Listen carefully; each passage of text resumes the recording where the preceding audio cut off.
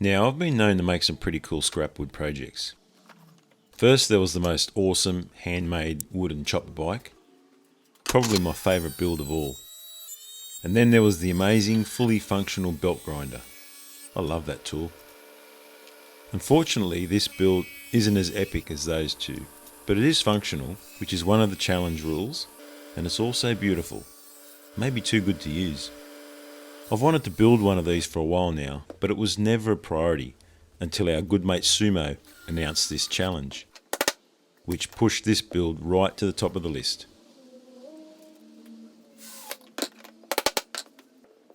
This build is pretty straightforward, so I won't go through an explanation of how I made it, but rather just let you watch and enjoy seeing it come together. The scrapwood I used was some offcuts of 90mm Merbau decking and a piece of hardwood that was 60mm by 35mm, which I have no idea where it came from. I will post a full build video for this very soon, so look out for that. Anyway, before I shut up and let you watch through to the finished product, I just wanted to say good luck to everyone, and I'm looking forward to binge watching all the videos.